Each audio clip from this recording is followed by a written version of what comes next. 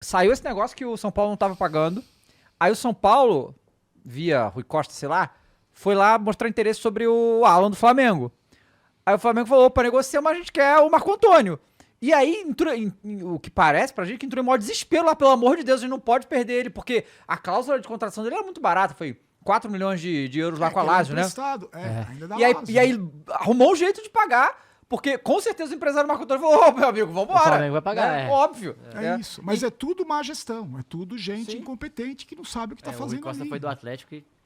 Porque o que acontece, o que saiu agora, né, porque ainda corre, porque, pelo que eu entendo, eu não sei que você curte, gosta do Marco Antônio? Dentro daquele abismo de Pereba, ele é um dos porque o que parece é que o Flamengo vai fazer uma proposta pro Marco Antônio quando acalmar aí, né, ter alguém gerindo o clube, porque não tem. Não tem, então tá tudo congelado nesse momento. Mas você falou, cara, uma coisa que antes, né, que falou, a gente não pode fazer nada, eu faço um vídeo, não sei o que e tal.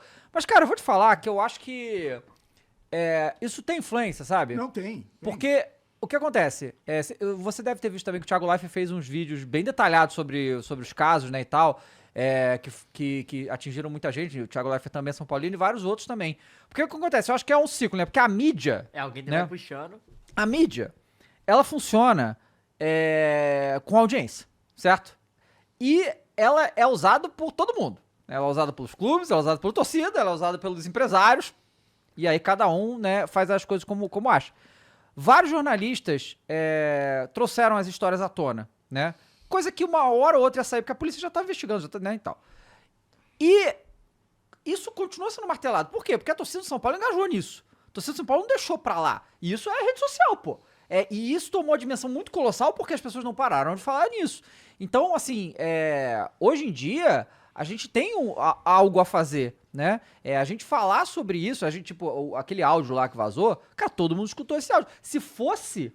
mandaram mensagem pra gente. Pois se fosse 20 anos atrás, ia passar na TV uma vez, acabou. Ninguém ia mais falar desse negócio, tá Mas sabe o que acontece? É assim. E também TVs, né? A Record, igual você falou, pra Record é ótimo. Isso tá acontecendo no âmbito policial, porque eles vão falar sobre isso também, né? Você sabe que, uns tempos atrás, eu falei num vídeo, não me lembro, que por que não se investigava o São Paulo? Uhum. Por que não acontecia nada no São Paulo, né? Ninguém, tá tudo certinho. A gente tá vendo ali o clube esfarelando e não acontece nada. E eu falei, por que a mídia não tem interesse em investigar o São Paulo? Por que só se investiga o Corinthians? O Corinthians todo dia tem uma bomba. O Flamengo. E aí eu cheguei à seguinte conclusão. Como eu trabalhei na imprensa durante muitos anos, eu sei que a grande maioria dos jornalistas de São Paulo, da imprensa, é formada por corintianos. E no Rio, por flamenguistas, que é natural. O clube de maior torcida vai ter... Existe sempre uma indignação maior quando alguma coisa está incomodando meu time aqui. Então vamos lá investigar o Flamengo, vamos investigar o Corinthians. E no São Paulo não tem muito interesse, não tem... Quando aconteceu isso... que teve essa explosão na mídia, que era uma coisa que a mídia alternativa sempre falou, né? Sempre criticou muito, sempre cobrou. O Casares, aliás, só abrindo parênteses, ele fez um discurso na votação, a argumentação dele durou 30 minutos. Sabe a votação do impeachment aí. Legal. Ele falou para se defender. Sabe quem que ele culpou da situação toda? A mídia alternativa. Que a gente estava atrás de likes e de monetização. Igual o presidente do Santos falou a mesma coisa. Nós éramos os grandes culpados. O Santos é os influencers. O que eu costumo dizer é o seguinte, a torcida do São Paulo hoje, acho que qualquer torcedor, e o papel da mídia alternativa que eu falei pra você que a gente não tem nada que fazer, eu digo não tem que fazer assim, tira o presidente, vai lá e vota. A gente Vocês protestaram. Não tem. Mas eu acho que a gente, nesse papel de mídia alternativa, eu me incluo todos os clubes, né? Eu falo de todo mundo. A gente fala do clube com mais, não vou dizer mais propriedade, mas a gente foca mais no clube. Então, por exemplo, uma redação de esporte hoje, o cara tem que cobrir o Palmeiras, o Flamengo, o Corinthians, o escândalo do Corinthians, a contratação do Palmeiras não é tão... E a gente é segmentado mesmo, a gente vai atrás das informações do clube. Então, o cara que tem um canal, ele conhece o conselheiro, eu conheço um ex-jogador, a gente informa o torcedor, passa para o torcedor uma realidade que 20 anos atrás ele não sabia. Ele não sabia. Eu fui num programa do Benja, o Michel Bastos falou assim para mim, Barolo, 20 anos atrás, a gente não sabia nada disso que estava acontecendo. Podia acontecer dentro do clube, a gente não ia ficar sabendo nunca. Hoje, se estoura um áudio, a gente sabe 20 minutos depois.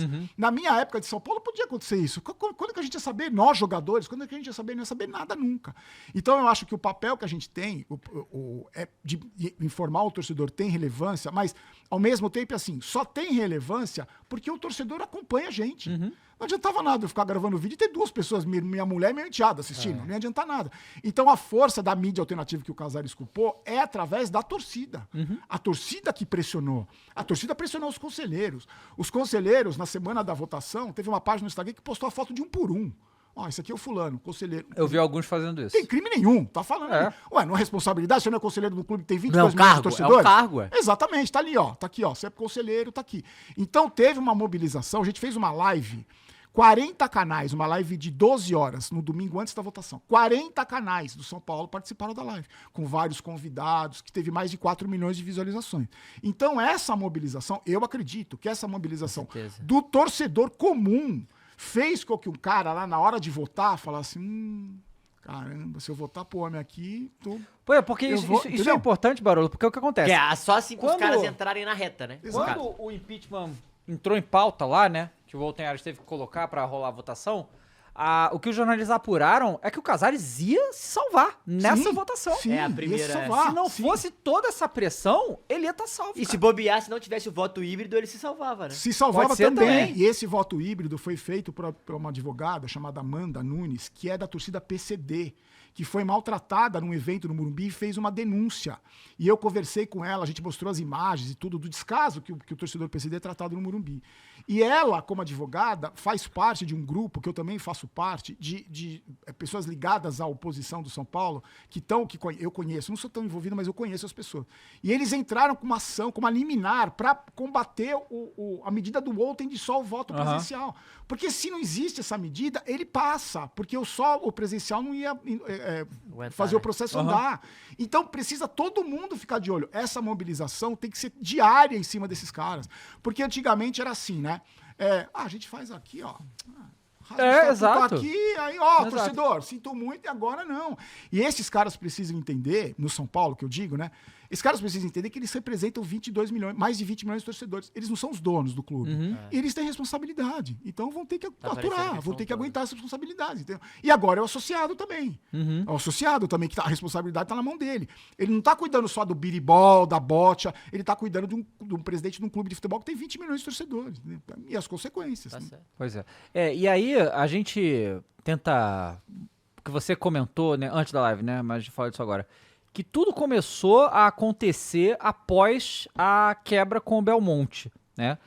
Você sabe exatamente por que ele... Porque, assim, nunca ficou muito exposto por que separou, por que era um homem de confiança dele. Era o cara que ia concorrer à presidência, né, do Casares e tal. Você sabe o que aconteceu? Então, mas você percebe que é assim. A gente fala no campo das suposições porque não tem como afirmar. Mas é assim, o Belmonte, ele tem um grupo forte de conselheiros na mão dele. Na mão que eu digo assim, votam como ele quer, ele é um líder de um grupo forte de conselheiros dentro do São Paulo. E esse grupo forte de conselheiros define eleição, define mudança de estatuto. Então ele é um cara dentro do clube forte, por comandar esse grupo de conselheiros. Ele sabe de futebol? Não parece. Ele tem experiência no futebol? Não. Ele é dono de loja, não sabe nada. Só que eu, Casares, como presidente, é interessante eu ter esse cara do meu lado. Porque ele tem um grupo de conselheiros que vem me ajudar a aprovar a reeleição, que eu quero ser candidato de novo. Mudar estatuto. Então é importante. O que eu faço com esse cara? Eu chamo ele para ser meu diretor de futebol. E quando acabar o meu mandato, a gente coloca ele no lugar. Vamos continuar tudo do mesmo jeito aqui, ó. Eu agora, depois você, conselho. depois aqui, eu te oriento, vamos junto. Cara, é muito louco isso, né? Tipo, vamos fazer o seguinte, você me elege agora, daqui a pouco é você. Beleza? Exato, beleza. Exatamente. Mas é assim, a grosso modo é assim que funciona. No meio do caminho, no meio dessa trajetória toda, aí que tá, a gente entra mais ainda no campo das suposições, eles começaram a divergir. Então eu sou... mas eu tenho poder, mas não tenho. Eu quero fazer, mas não falo. A torcida me cobra. E eles foram se distanciando. Sei lá por qual motivo. Agora, então, com tudo que está acontecendo, a gente sabe menos ainda os motivos. Sei. E o Belmonte sai... não quero mais, ó. Caralho, Só que ele não sai do clube. Ele continua lá, conselheiro. Ele pode votar candidato a presidente agora na próxima eleição em 2026. Então, você percebe como não é que ele saiu, mudou. Ele saiu. Não é que foi uma limpa, né? Ele só nada. até logo. Estratégia. É tudo estratégia. Então eu saio aqui, que agora o bicho tá pegando, eu saio. Aí eu volto como Pra mim é tão estratégia que o áudio, pra mim, ele é muito, muito isso.